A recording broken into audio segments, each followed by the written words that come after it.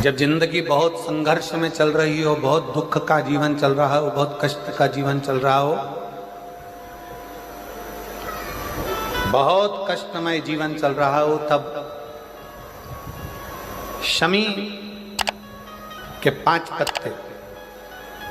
शमी के 5 पत्ते एक दुर्वा के साथ एक अक्षत चावल का एक दाना, वो भी हल्दी में भिंगोया हुआ हो या केसर में भिंगोया हुआ हो, शमी पत्र 5, एक दुर्वा, एक चावल का दाना, जो दिल से हृदय से बेलपत्री के वृक्ष के नीचे पार्थिव लिंग का निर्माण कर कर मट्टी का शिवलिंग बनाकर प्रदोष काल में, मतलब शाम के समय पर शिवलिंग बनाकर उस पे जल चढ़ाकर, जो ये 5 शमी का पत्र, एक दुर्वा और एक चावल का दाना, अपनी कामना कर कर, जो दुख चल रहा है बाबा से विनय कर कर एक एक पत्ता जब समर्पित कर दे, फिर एक दुर्वा समर्पित कर दे, फिर एक चावल का दाना समर्पित कर दे और बाबा का वहीं पर पुनः विसर्जन कर दे, 3 महीना तो जाने दो, 15 दिन के अंदर वो दुख कटता जरूर है, चाहे कोई भी दुख, किसी भी तरह का दुख क्यों न। एक बेलपत्र के वृक्ष की परिक्रमा करने वाले को हजारों अश्वमेध यज्ञ का फल प्राप्त हो जाता है, हजारों अश्वमेध यज्ञ का फल प्राप्त हो जाता है। उसी तरह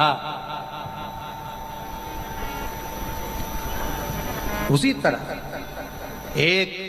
पार्थिव लिंग का निर्माण करने वाले को, मिट्टी का शिवलिंग का निर्माण कर कर पूजन करने वालों को 12 ज्योतिर्लिंग के शिवलिंग के दर्शन का पुण्य फल प्राप्त। बहुत ध्यान लगाकर सुनिएगा। एक बेलपत्री और उस बेलपत्री में एक चंदन की बिंदी और एक अक्षत का दाना मात्र रखकर भी अगर शिवालय पर चढ़ा दी जाती है, एक बेलपत्री, एक चंदन का बिंदी, और चंदन फिर निवेदन करेंगे आज के जमाने में तुम लोग सब घिसा घिसाया, पड़ा पड़ाया, डब्बी का सामान ले लेकर, वो नहीं, चंदन की एक मुठिया रखो, थोड़ा सा भी घिसो, जरा सा भी घिसो, उसकी एक बिंदी और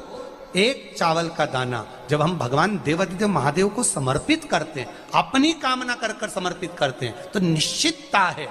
पुराण की कथा कहती है, शंकर भगवान उसका फल शीघ्र प्रदान कर देते हैं। भले आपने कुछ करा ना करा, उसका फल तुम्हें मिल जाता है। में जाना, लोटा भरकर जल समर्पित करना, और कभी तुम्हारे जीवन में अगर तुमको लग रहा है कि मैं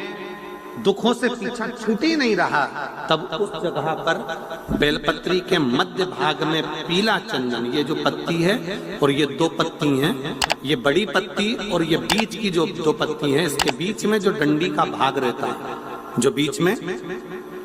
डंडी का जो भाग है,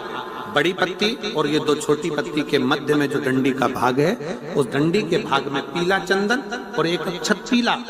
शंकर भगवान को आप अगर प्रदोष काल में समर्पित कर रहे हैं, तो ये निश्चित है कि धीरे धीरे कर कर वो दुख समाप्त होगा,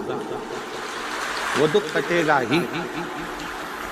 अंतर्गत वर्णन किया गया शंकर भगवान की आराधना में, शिव की आराधना में, जब तुम्हें लगता है कि तुम्हारा व्यापार नहीं चल रहा, कोई तुम्हें धोखा दे रहा है, लक्ष्मी नहीं आ रही, बहुत चिंता में पड़े हुए हो, बहुत टेंशन में जिंदगी चल रही है, बहुत बीमारियां तुमको घेर ली है और चारों तरफ अंधेरा ही अंधेरा नजर आ रहा है, तुमने विचार करा अब मैं तो मर जाऊं तो अच्छा, मैं सुसाइड कर लूं तो अच्छा, मैं मर जाऊं तो अच्छा, तो मरने से पहले एक काम कर कर देखना, शंकर भगवान की आराधना कर कर देखना, शिव पर एक लोटा जल चढ़ा कर देखना, और ज्यादा चिंता, ज्यादा टेंशन हो तो बेलपत्री के जड़ को घिसकर उसका चंदन बनाकर शंकर को लेपन कर कर उसकी भी आराधना कर कर देखना कि बेल चंदन का फल क्या।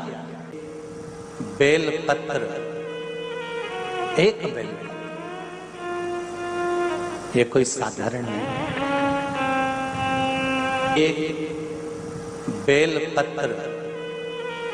एक बेल, ये कोई साधारण नहीं, एक बेल। इसकी नीचे की डंडी से लेकर ये दो पत्तियां जहां लगी हैं और दो पत्ती से लेकर ये बीच की जो पत्ती है उसमें जो गैप है, उसमें जो जगह है, दिख रही है आपको? ये दो पत्ती से लेकर बीच की पत्ती के बीच में जो जगह खाली रहती है, 33 कोटि देवी देवताओं विराजमान रहते हैं इस बीच की जगह में। जब शिव जी को चढ़ाया जाता है तब इस पत्ती के बीच की जगह शंकर के शिवलिंग पर रखा जाता है, तो शिव जी इतने प्रसन्न होते हैं कि मेरी स्तुति करने के लिए ये भक्त 33 कोटि देवताओं को लेकर आया है, मेरी स्तुति करने के लिए। लोग चावल लाए, लोग अंबारियां लाए, धन लाए, दौलत लाए, संपदा लाए, पर एक शंकर का भक्त ऐसा होता है जो एक बेलपत्री के